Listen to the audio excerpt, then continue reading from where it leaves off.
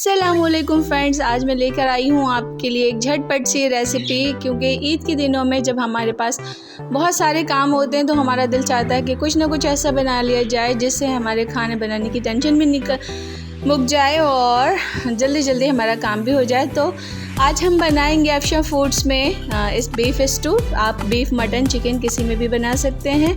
तो वेलकम करती हूँ आपको अपने चैनल पे अफशा फूड्स पे, और मैं हूँ आपकी अफशा।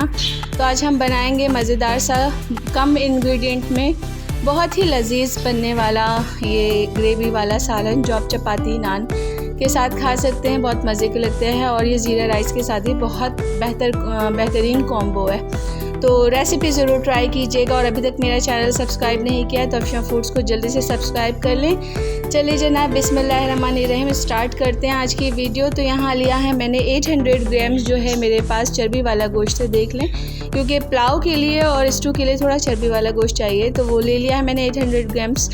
500 ग्राम्स मेरे पास यानी हाफ़ केजी जो है अनियन है, उसको बारीक बारीक मैंने स्लाइसेस में कटिंग कर ली है। यहाँ कुछ मसाले हैं। 1 टीस्पून जो है मैंने क्रश चिली लिया है, 3-4 लौंग है, 2 बड़ी इलायची है, 3 छोटी इलायची है, 1 टेबलस्पून ज़ीरा है, 1 टीस्पून शाह ज़ीरा है, 4-5 लाल वाली गोल वाली मिर्चें हैं, साथ में जो है दालचीनी का टुकड़ा है और तेज़पात है, और 1-1 टेबलस्पून भर के बड़ा वाला टेबलस्पून जो होता है उससे लहसुन अदरक को मैंने क्रश किया है। साथ में हाफ़ टी स्पून जो है वो ब्लैक पेपर भी है और सॉल्ट टू टेस्ट है। चूँकि ये वाइट स्टू है तो अगर आप रेड जो है वो ओमिट करना चाहें तो आप ओमिट कर सकते हैं। हम इसमें हल्दी वल्दी कुछ भी नहीं डालेंगे। तो मैं बना रही हूँ प्रेशर कुकर में अपनी टाइम सेविंग के लिए। तो यहाँ मैंने हाफ़ कप लिया मस्टर्ड ऑयल लिया है मैंने, और हाफ़ कप लिया है क्योंकि जो है हमारा बीफ जो है थोड़ा चिकनाई वाला है। तो ईद के इसमें जो है मोस्टली चिकनाई वाले गोश्त यूज़ होते हैं, तो बहरहाल इन चीज़ों में अच्छा लगता है इसका फ्लेवर। तो जैसे ही प्याज थोड़ा सा ट्रांसलूसेंट हुआ, थोड़ा सा कुक हो गया, पिंकिश साइड पे आ गया, तो मैंने जो बीफ वॉश करके रखा था उसको डाल के अच्छा सा भून लिया, ताकि वो भी उसने भी कलर चेंज कर लिया। तो जो हमने मसाले निकाल कर रखे थे, इसमें गरम मसाले सारे, नमक, ज़ीरा, शाह ज़ीरा और कुटी हुई लाल मिर्च, लाल साबित मिर्च, दालचीनी, तमाम गरम मसाले जो हमने डाले थे उसके अंदर डाल के अच्छा सा मिक्स कर लिया है। यहाँ पे मैंने 150 ग्राम्स जो है दही को अच्छा सा बीट कर लिया और इसके अंदर डाल दिया। अब इसी का पानी मैं जो है वॉश करके पहले को डाल रही हूँ, कुछ भी वेस्ट नहीं करना है।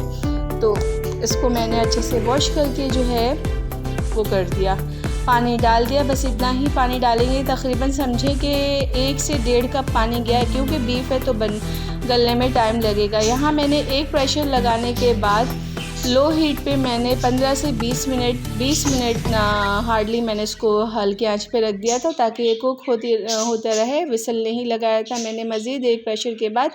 तो अब ये जो हमारे यहाँ पे मीट जो है सॉफ़्ट हो गया है। अब बस जस्ट हमें इसकी अच्छी वाली जो है ना बेहतरीन किस्म की भुनाई कर लेनी है, क्योंकि गोश्त बिल्कुल सॉफ़्ट हो गया, टेंडर हो गया है। अब सब जो है, अब देखें यहाँ पे ऑयल भी सेपरेट हो गया है। तो मज़ेदार सा हमारा स्टू तैयार हो गया है जनाब, और बस बारी आ गई है सर्विंग की।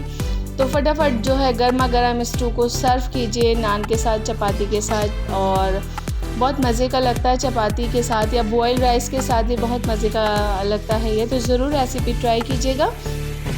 रेसिपी ट्राई करें तो अपना फीडबैक देना भूलिएगा नहीं, और अफशा फूड्स को जो है सब्सक्राइब कीजिए, लाइक कीजिए। और ईद का जो है अभी चल रहा है सेशन, इंशाअल्लाह ताला आगे देखते हैं क्या और क्या बनता है। जो भी बनाऊंगी आपके साथ तमाम की तमाम रेसिपीज़ जो है 1 बाय 1 करके जो है इंशाअल्लाह ताला शेयर करती जाऊंगी, लो बजट में जो है पॉकेट फ्रेंडली सारे जो है इंग्रेडिएंट्स के साथ, ताकि आपको कोई परेशानी ना हो। तमाम इंग्रेडिएंट्स आपके घर में होम कुकिंग से ही निकल आए, स्पेशली आपको कुछ भी बाय नहीं करना पड़े। तो इसके लिए आप अफशा फूड्स को ट्यून ऑन कर लीजिए और अपना ढेर सारा प्यार दीजिए, चैनल को लाइक कर दीजिए। वीडियो प्लीज़ आपके पास आए तो उसको लाइक ज़रूर किया करें, ताकि रिकमेंडेशन बढ़ती रहे।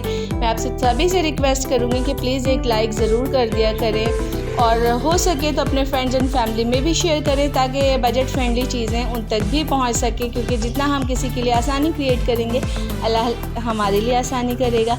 तो बहरहाल ये था मुख्तसर सा एक छोटे से नोट के साथ अफशा फूड से लूँगी मैं आपसे इजाज़त।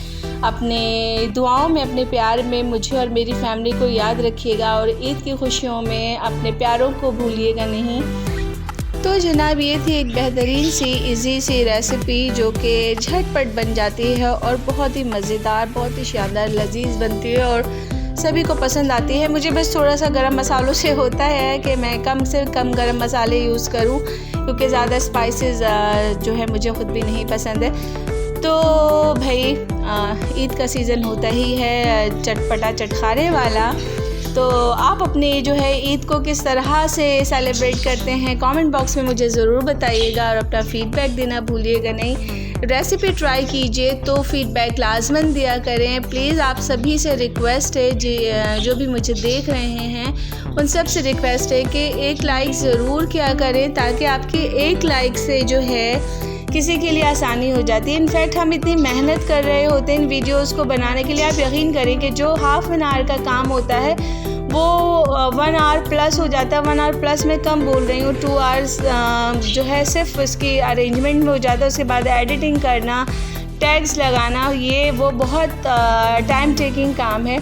तो बस आप लोगों की एक लाइक से जो है ना मोटिवेशन मिल जाती है। बस इतनी सी बात है कि एक मोटिवेशन चाहिए होता है किसी भी काम को करने के लिए। तो आप सबकी मोटिवेशन की, प्यार की बेहद ज़रूरत है। तो अफशा फूड्स को जो है आप लाइक कीजिए, सब्सक्राइब कीजिए और अपना ढेर सारा प्यार दीजिए। और ईद के सीज़न में जो है मेरे साथ साथ रहिएगा। इंशाअल्लाह ताला नई रेसिपीज़ आपके साथ शेयर करती रहूँगी, बजट फ्रेंडली रेसिपीज़।